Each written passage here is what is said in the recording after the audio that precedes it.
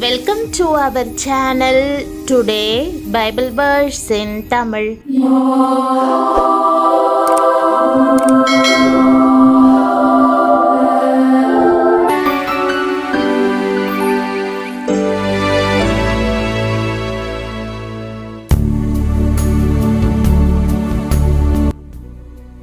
இன்றைய வசனம் யாத்திராகமம் 19 அதிகாரம் 5 வசனம். கிறிஸ்துவுக்குள் பிரியமானவர்களே, ஆண்டவராகிய இயேசு கிறிஸ்துவின் நாமத்தினாலே இந்த புதிய மாதத்தில் உங்களை வாழ்த்துவதில் பெருமகிழ்ச்சி அடைகிறேன்.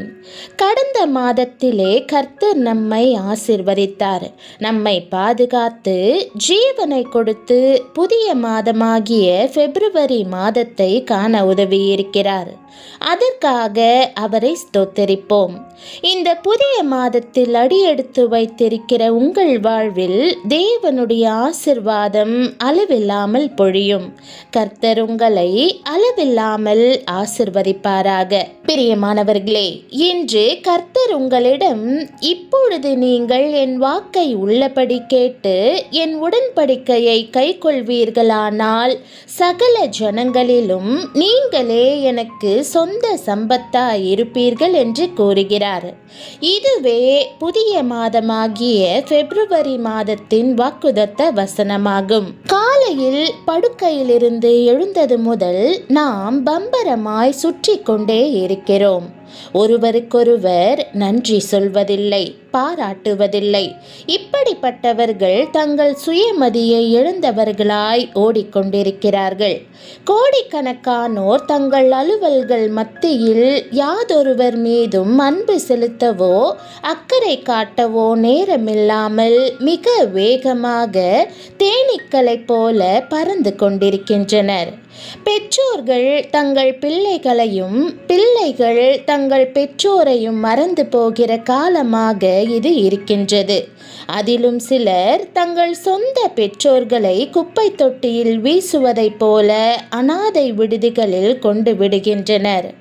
இன்றைய தினம் பெற்றோர்கள் தங்கள் சொந்த குழந்தைகளையே தூக்கி எறிகிற கசப்பான உண்மையினால் நிறைந்திருக்கிறது. ஒரு கணவனும் மனைவியும் இருந்தார்கள். அவர்களுக்கு ஒரு ஆண் குழந்தை பிறந்தது. ஆனால் சில மாதங்களில் குழந்தைக்கு வலிப்பு வியாதி வந்து சாப்பிட, தூங்க, விளையாட, பெற்றோரோடு பேச முடியாதபடி அடிக்கடி அந்த பலவீனம் மகனை தாக்கியது. பெற்றோர் அவனுக்கு எவ்வளவு சிகிச்சை கொடுக்க முடியுமோ அவற்றையெல்லாம் முயற்சி செய்தார்கள். நாட்கள் கடந்தன. அந்த பையனின் தகப்பனாருக்கு வெறுப்பு வந்துவிட்டது. தன்னுடைய மனைவியை பார்த்து, இந்த பையனை வைத்துக்கொண்டு நாம் என்ன செய்வது? இவனை பார்க்கும் பொழுதெல்லாம் எனக்கு வேதனையாக இருக்கிறது. எவ்வளவு நாட்கள் மகனை வைத்து கொண்டிருப்பது? இவனை எங்கேயாவது கொண்டு போய் விட்டுவிட்டு வந்துவிடு என்று சொன்னார். அந்த தாய்க்கோ மனம் கேட்கவே இல்லை. மனம் கலங்கி கணவனை பார்த்து, நானும் என் பிள்ளையும் எங்கேயாவது போய்விடுகிறோம். நான் இந்த பிள்ளையை வளர்க்கிறேன், நீங்கள் சந்தோஷமாயிருங்கள் என்று சொல்லி அந்த குழந்தையை தூக்கி கொண்டு வெளியேறினார்கள். தன் அன்பை எல்லாம் கொட்டி தியாகத்தோடு பராமரித்து வளர்த்து வந்தார்கள். அவர்களுடைய பராமரிப்பின் நிமித்தம் அந்த குழந்தை சுகமாக வளர ஆரம்பித்தது. வலிப்பு வியாதி மறைந்து போனது. அவர்களுக்கு ஒரே ஆச்சரியம். அதன் பின் அந்த குட்டி மகன் சிறு வயதிலிருந்தே மற்றவர்களுக்கு ஆண்டவர் தனக்கு செய்த நன்மையை, ஆண்டவரின் அன்பை சொல்ல ஆரம்பித்தான். பிற்காலத்தில் வல்லமையுள்ள ஊழியராக ஊழியம் செய்து வந்தார். தம் மூலம் அநேகர் ஆசீர்வாதம் பெற காரணமாக இருந்தார்.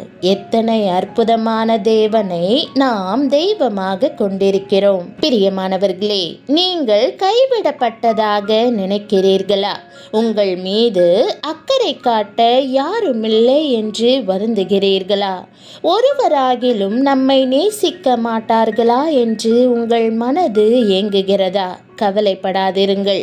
என் தகப்பனும் என் தாயும் என்னை கைவிட்டாலும் கர்த்தர் என்னை சேர்த்து கொள்ளுவார் என்று சங்கீதக்காரன் கூறும் வார்த்தை எத்தனை உண்மையானது. தேவனுடைய சிருஷ்டியாகிய நீங்கள் அவருடைய சொந்த சம்பத்தாய் இருக்கிறீர்கள். தேவன் ஒருபோதும் ஒருவரையும் புறம்பே தள்ளுவதில்லை. நான் தேவனுடைய கண்ணின் மணியாய் இருக்கிறேன். என் சிருஷ்டிகருக்கு நான் வெளியேற பெற்றவள்.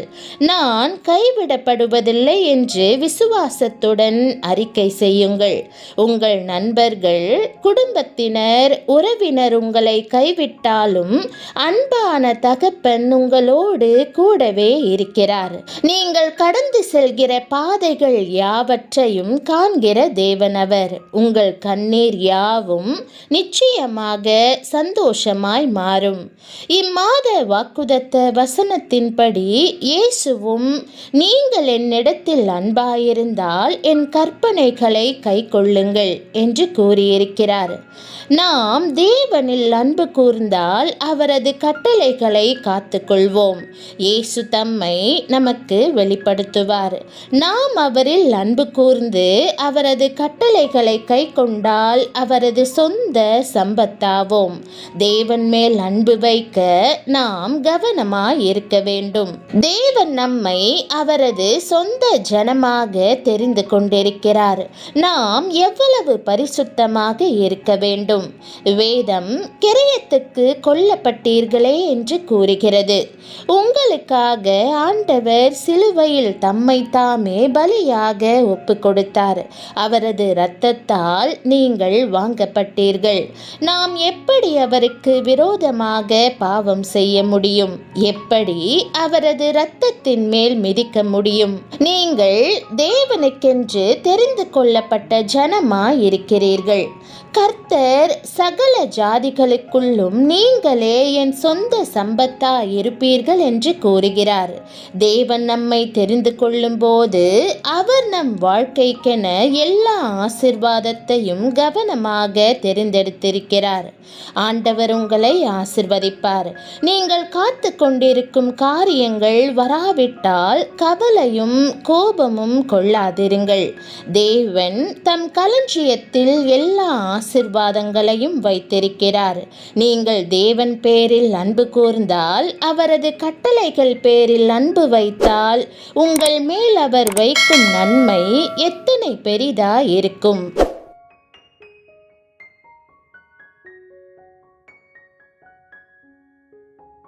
ஜெபம். பரம தகப்பனே, என்னை உமக்கு சொந்த சம்பத்தாக தெரிந்து கொண்டிருப்பதால் உம்மை ஸ்தோத்தரிக்கிறேன். ஆண்டவரே, நீர் என்னை கிரயத்துக்கு வாங்கியிருக்கிறீர். நான் உமக்கு மட்டுமே சொந்தமானவள். என் தாயின் கர்ப்பத்தில் உருவாகும் முன்னே என்னை அறிந்திருக்கிறீர். உமது அன்பும் பராமரிக்கும் கரமும் என்னை ஒரு நோக்கத்துடன் உருவாக்கியிருக்கிறது. ஜனங்கள் என்னை ஒரு குப்பையை போல தள்ளி போடலாம். ஆனால் நீரோ என்னை உம்முடைய பிள்ளையாக ஏற்றுக்கொண்டிருக்கிறீர். உம்முடைய கிருபாசன தண்டையிலிருந்து என் மீது பாய்ந்து வருகிற அளவற்ற அன்பு என்னை தேற்றுகிறதை நான் உணர்கிறேன்.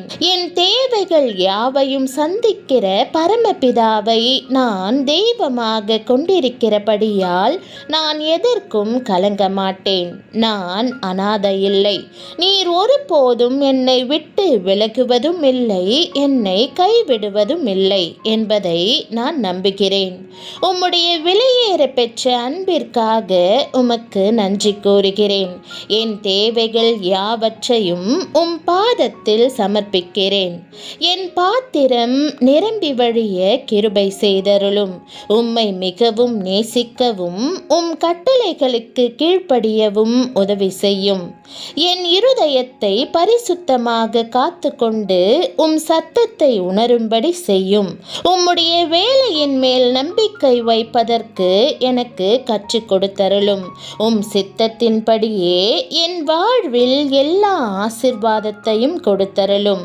என்னை முற்றிலும் உமக்கு அர்ப்பணிக்கிறேன். உம்முடைய மகத்தான கிருபைக்காக உம்மை ஸ்தோத்தரித்து இயேசுவின் நாமத்தில் ஜெபிக்கிறேன் நல்ல பிதாவே. ஆமென்.